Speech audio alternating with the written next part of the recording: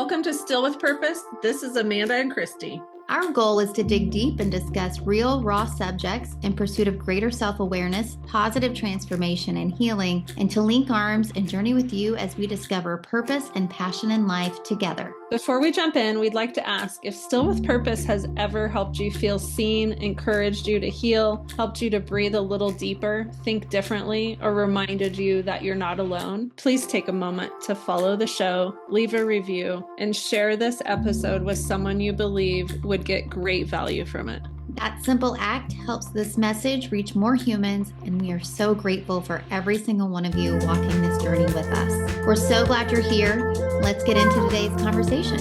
Hi, everyone. Welcome back. Today, we're looking at this question. If you stopped being the strong one for everyone, what are you afraid would happen? Amanda, what quote do you have for us today? Being strong doesn't mean facing life alone. I know for me, it makes me think of when I was raising two young boys as a single mom. And if I didn't do it, it wasn't going to get done. So everything was on me. And that sounds a little victim-y, but when you're a single parent, it pretty much is. Their dad lived in a different state. So it's not like I could even have help with watching them or get any kind of break like that. So it was full-time parenting, no breaks. And when I did get a break, I was usually working. So eventually just the drain of that and the heaviness of that, eventually you have a breaking point at some point of just, I can't be the strong one anymore. My heart always goes out to single parents. I literally don't know how everything gets done. I know in our household, there's a pretty good balance between all the responsibilities. And if it all fell on me, the activities and the cleaning and just keeping everyone together and where they're supposed to be and feeding,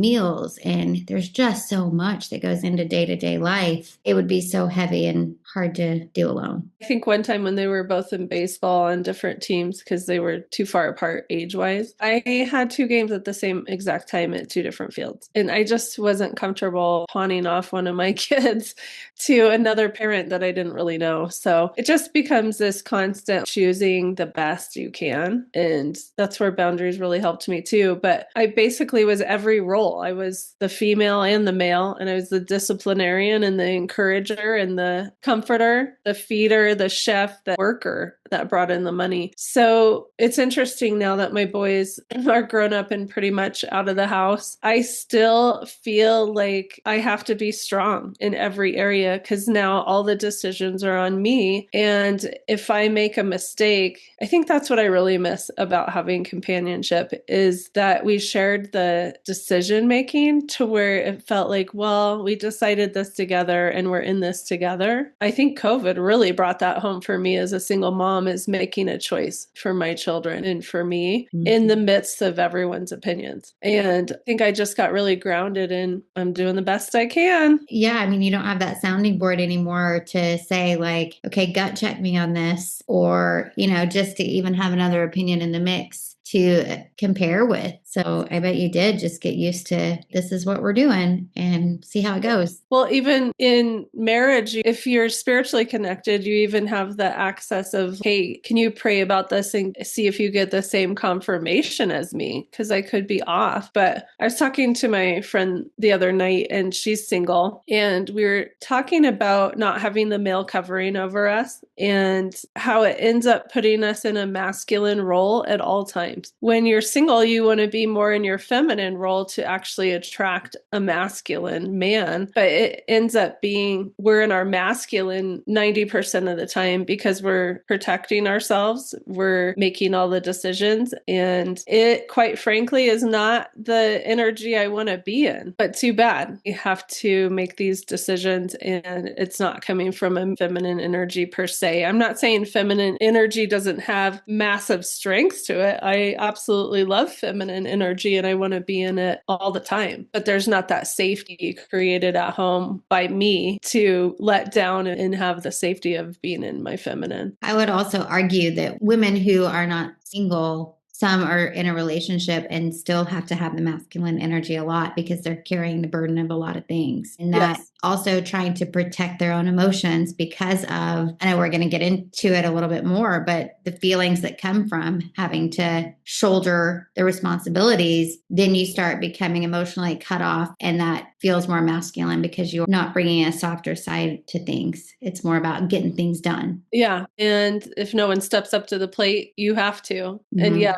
I agree. I mean, that's a great point. I was actually really masculine in both of my marriages because I married men that weren't going to lead the family. But then I was the bad guy, the disciplinarian. So I guess I've been in the strong position my whole life, honestly. Mm-hmm. And I'm just dying to get into a relationship or a space where I can actually let down. I was telling my friend last night on the phone, I just want to stop being in survival. It's time to just be in thrive mode and just really enjoy it. It doesn't mean there's not problems coming up or situations you have to face, but if you can come at it from a feminine instead of I'm going to get this done, oh, it'd be so amazing for someone to say, hey, I'm going to handle that for you because I know you need a break and I know this would really bless you. Oh my gosh, that would be so amazing. And even the emotional sharing of burdens, Yeah. sharing the emotional weight is so huge too, because someone can say, oh, let me do that for you. But when you're in a family unit, the person having the harder conversations, or like you said, the disciplinary role, that takes an emotional toll. So absolutely. You can still be doing chores on the chore list, but not be contributing emotionally or intellectually. And that still leaves somebody handling it all and feeling like they've got to present more of their masculine side. And you're in this situation right now, going through healing through loss. Your daughter lost her best friend, and now you emotionally have to carry your emotions and hers and your other daughter and how it's affecting the whole family.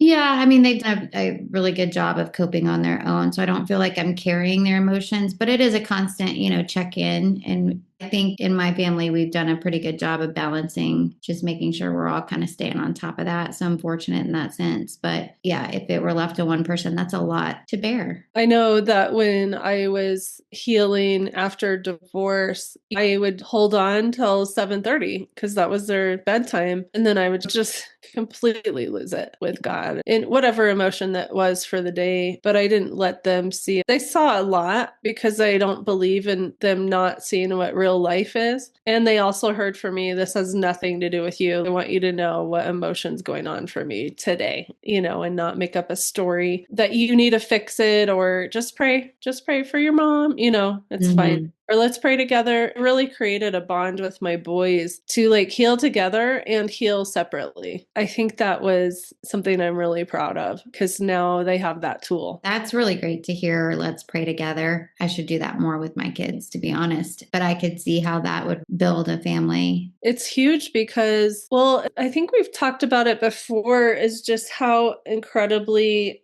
connected you would be if everyone just stopped and prayed before they had a conversation, because you find out so much from another human being on what they actually think is important to pray for. So instead of just praying for dinner, be like, hey, can you pray for us before I go to bed? I did that quite a bit through my kids' lives. And now they're like prayer warriors. How cool is that? But it was so great because I found out so much information. When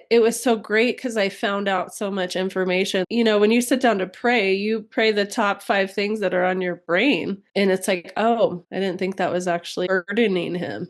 Oh, he's actually thinking about that. That's good to know because it just gives you a lot of insight. So it's way more than just praying. You're actually deeply connecting, but also finding out where they are at in their life and in their emotional state. It's powerful to know if it's so important for them to take to God, then it's something that we as parents definitely want to know about, right? Yeah, it's an awesome tool. So the question I put on this podcast is, who are you when you're not the strong one for everyone else? If I gave up that role completely, I would probably have an identity crisis, to be quite frank. So really thinking about, we take these roles seriously, otherwise we wouldn't do them. We obviously have a belief system that no one's going to step up and do it for us, especially me as a single woman. Who is going to do this for me? No one. So I would say, going back to your comment on housework and all the stuff, I just really got clear with my boys, what was the most important things to us as a family? And we would sit down and talk about, do you guys need an absolutely clean kitchen every night to feel good about this space? And if your friends came over? Nope.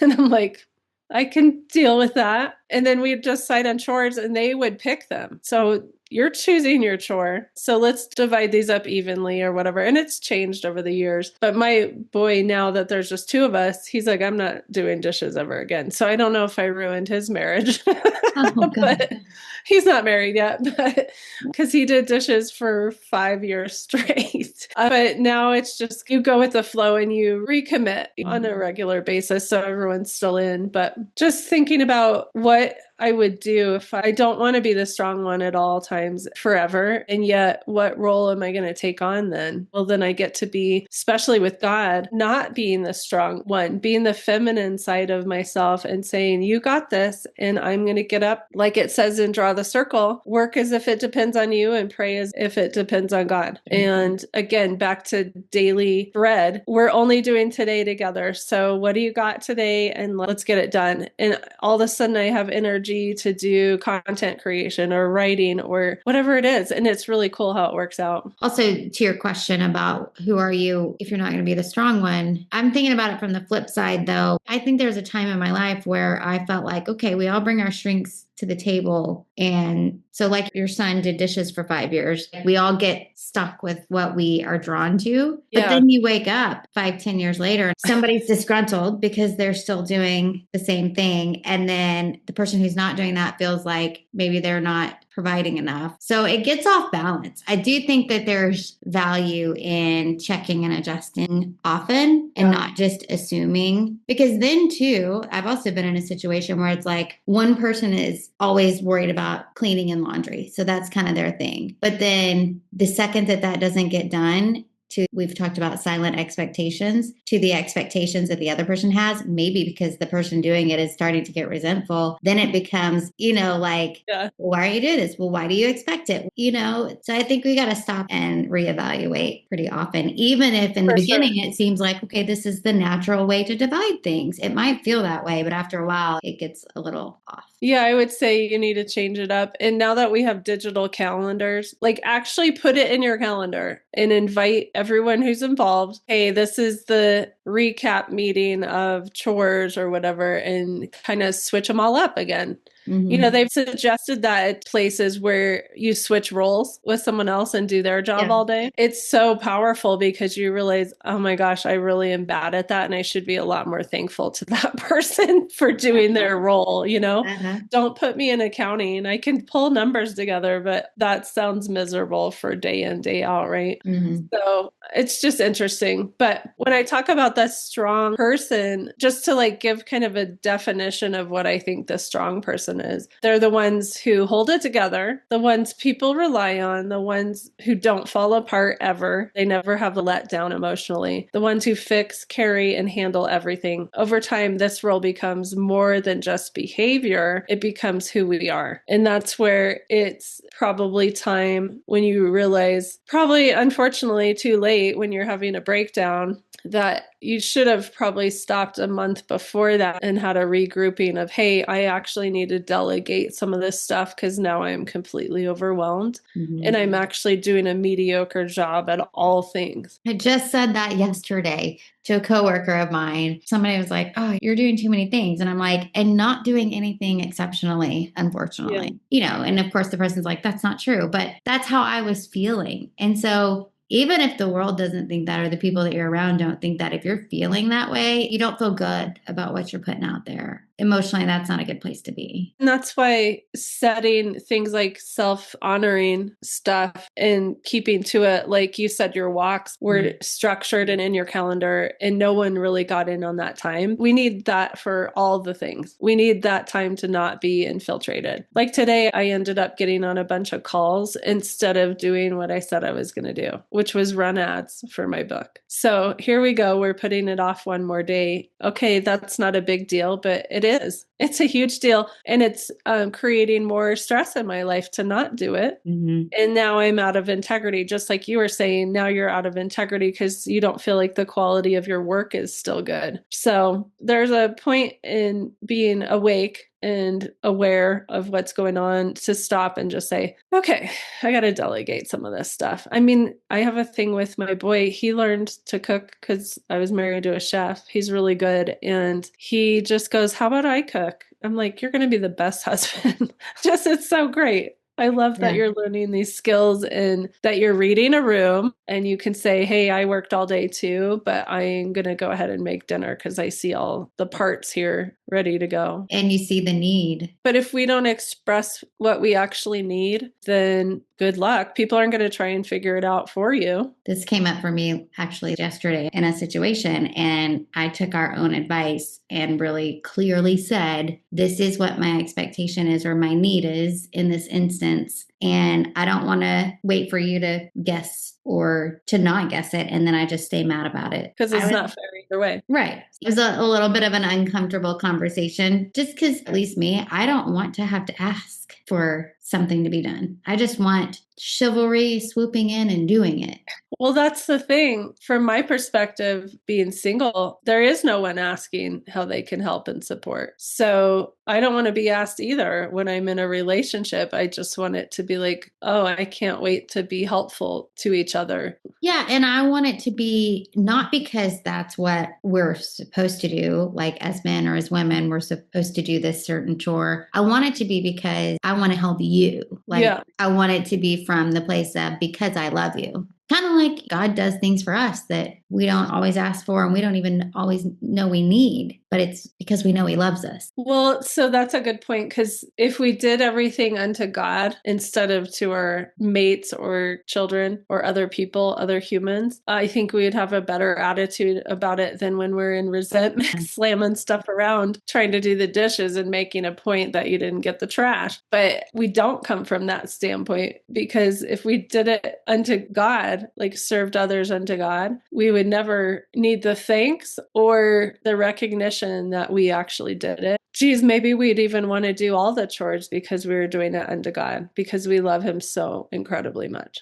Yeah, we would be happy to do them all. Let me wash your feet too while we're at it, right? Yeah. It's just like, it's easy to forget when we're in the day to day and we're feeling tired and run down. But yeah, you're right. If we were doing it like we were doing it for God, we'd be much more happy and motivated to do it rather than to each other. The tired thing's a huge piece to all of this, because I believe that's when the enemy comes in. He's like, sweet, she is tired. Now is my time. I don't know about you, but as I got older, sleep was my gold. And there was a time in my life where I would stay up till 1, 2 o'clock on weekend nights when I was still drinking. We would stay up and hang out and talk. The hours fly by and you just don't even realize it. But then you get up the next day and you just keep going. And then even on the weeknight, 10, 11 o'clock was fine. Now, and for the past probably 4 or 5 years, I'm like, do not bother me. I've got to be in bed by... My kids have activities until after 9 o'clock now, usually. So the weeknights are later than I'd want them to be. But in an ideal world, I'm in bed by 9, reading, lights out by 10. And then the weekends are no different. There's no delineation between the weeknights and the weekends for me anymore, where it used to be, okay, weekends don't have a curfew. Well, and that's hard. We've talked about that. There's loss when you make a huge change like that, because then the whole family's like, we used to have so much fun.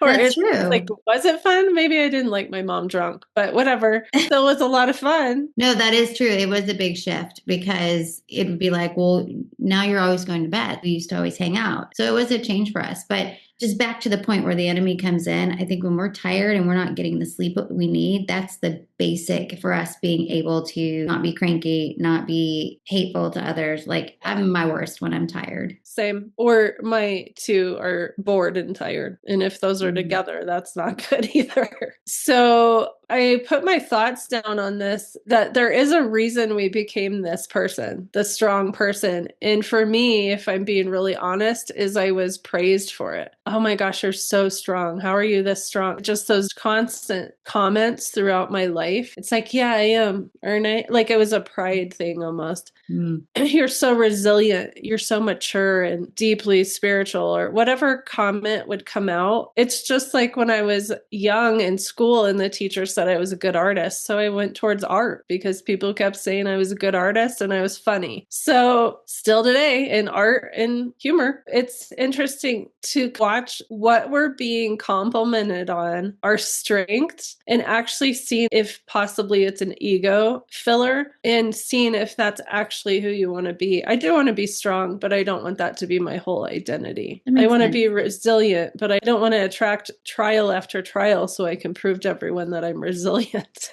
And we as humans, we love to have our ego bumped up, beefed up. We have to get, unfortunately, I should speak from I have to get my kudos from people because I am not necessarily getting them from my counterpart. So therefore, am I making a difference in the world? Well, this is how I do it. So there's that constant pendulum swing of, am I doing this for attention or validation, or am I doing this because I feel really called to do it, is my little pendulum swing. One thing that helps me is that when I do get a compliment, I try to immediately give credit back to God. I know that I wouldn't even have the abilities I have if God didn't give them to me. And I know that a lot of the circumstances I'm in to then put those abilities to use are only there, or I'm in those only because God has put me there. So I think that keeps me grounded and humble if I can try to not take credit, but put it back to God's credit. It's interesting, when I was working on the cover of my book and I had done my final edit, I woke up and thought, oh my gosh, am I supposed to change the name to But God? I was like, God, are you serious? I already bought the ISBN and all this stuff. I immediately woke up out of bed and started searching Amazon, and there was 47 books called But God. And I'm like, surely that's not what you want me to do, because my name's very unique and creative. And he goes, no, just put it in the water, like put it transparently in the water. And I'm like, perfect. Because I finish each one of my ranch stories with But God at the end, even though it's a horrific story.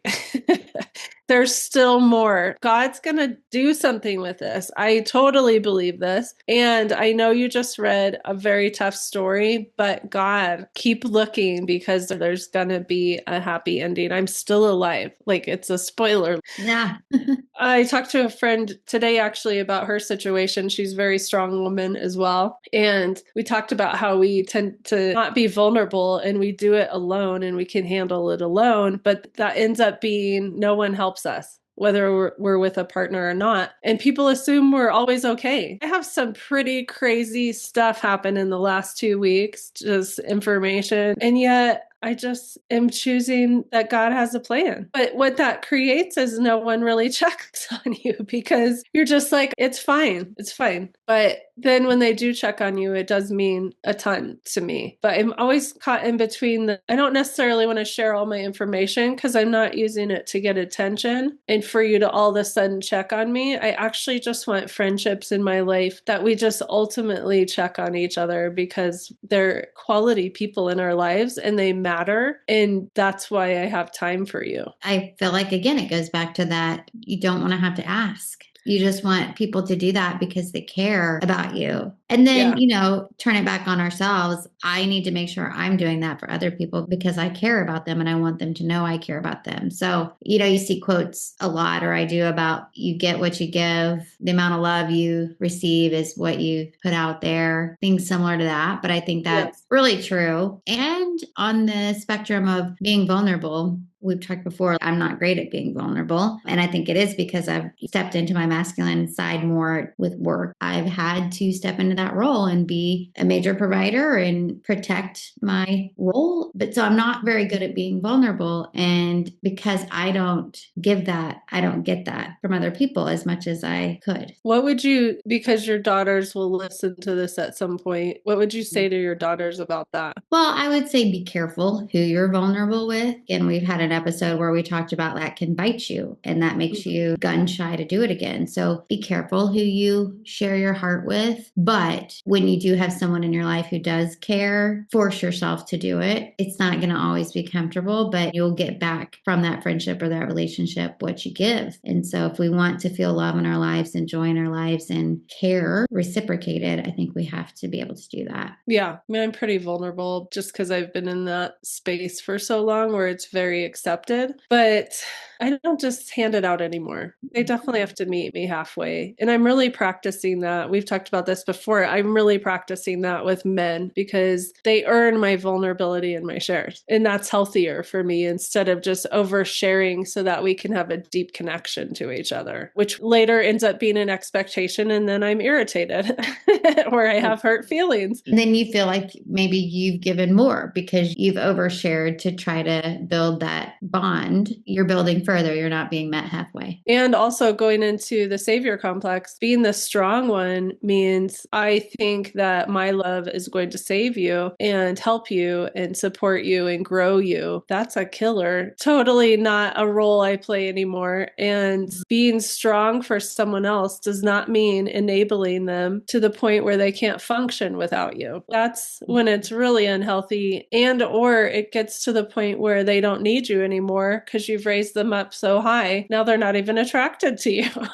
Yeah. I also don't think it's attractive where somebody can't do anything without you. That starts taking on the parental role and not attractive. I don't find that attractive either. Mm-mm. Not that all of our listeners care what we think is attractive. No, but just in general, I don't think anyone would feel, if you're stepping in to help someone do everything, it might be flattering at first, but give it 5, 10, 15 years in a marriage or friendship, it's not going to feel attractive anymore. For sure. And like we've said, if we are on a path to grow, our change is going to create loss, identity loss. And if I lose that identity, am I still valuable to you? Because I used to do all this stuff. Can you step up to the plate? Are you cool with me not doing that anymore? But really explaining why and how it's going to be a win in the end for me to be a better person and not enable you. And that goes with raising my boys too. So basically letting go of this identity can be hard. It feels like control. It feels like safety. It's how people know us. And the scary truth is sometimes we don't even know who we are without it. I know I've definitely felt that way. Here's the thing. Being strong isn't the problem. Feeling like you have to be strong all the time is. Say that again. That's so true. Being strong isn't the problem. Feeling like you have to be strong at all times for every situation is the problem. Also, to add to that, you feel like you have to be strong because there's an expectation on you to be strong. Like that becomes really annoying with the people in your life who you want to feel like you can also depend on. But when you feel like they're expecting you to be the strong one all the time, that's very frustrating. Yeah. So go back to our dishes example. It's like have a team meeting, whoever your people are, and say, I don't want to be the strong one this week. I really need you guys to pick up the slack because I need to grieve or I need to work on this project, and then we'll pick up again in a week. It's just solid communication. If everyone knows what's going on and why mom's checked out, I told my boy, I'm going to work on my book for 3 solid months and it's going to be awful.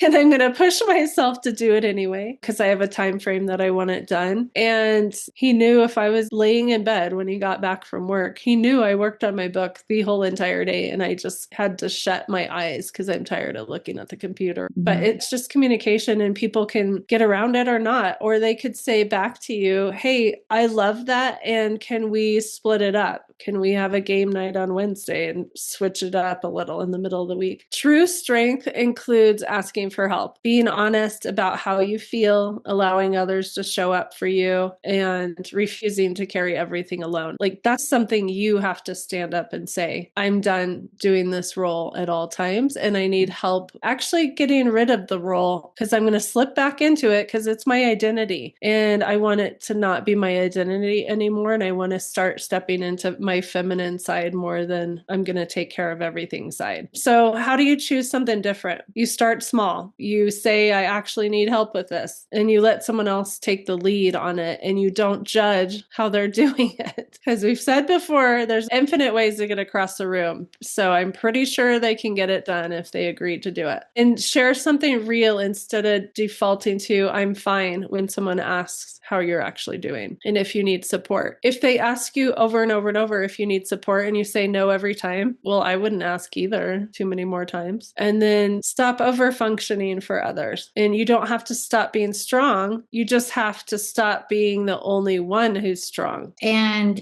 we've talked a lot about holding them capable. There's another form of control where we want to jump in and do things for other people that leads to us being frustrated that we had to jump in. So don't. And even call out the elephant in the room. Say to your kid, I know you feel like I judge how you're going to do it. And I need you to go ahead and say, Mom, I feel like you're judging how I'm doing this. Make it fun because you have to kill off your identity and they're trying to do something new without your judgment on it. So it's just challenging, but it's totally worth it to have this kind of clean, clear communication with each other. My kids have told me before, Mom, in fact, just the other day, I asked my older daughter, would you want to do this for me? I'll pay you to do it. And she said, no, because you would just come back and do it anyway.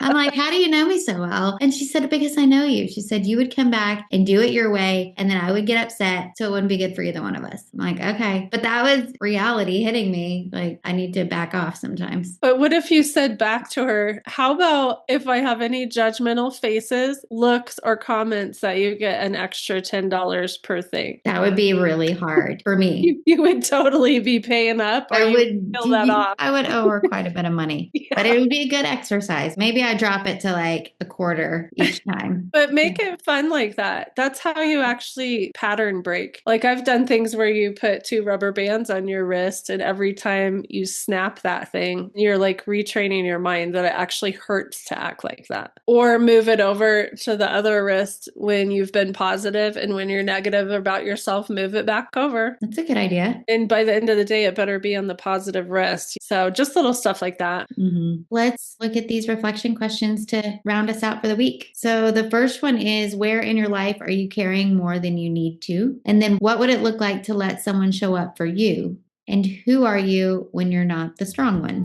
All great questions. Have fun journaling on that, and we'll see you next week. Thank you. Bye, everyone. Thanks so much for joining us today. We know your time is valuable, and we're truly grateful you spent part of it with us. We hope this conversation stays with you and helps you move through the week with more clarity, peace, and purpose. Be sure to visit us at stillwithpurpose.com, and there you can read our bios, sign up for email encouragement and updates on exciting announcements, and also join our private Facebook community. And if Still With Purpose has encouraged you in any way, please remember to follow, leave a quick review, and share with a friend. It helps more people find these conversations. Have a phenomenal week, and we'll see you next time.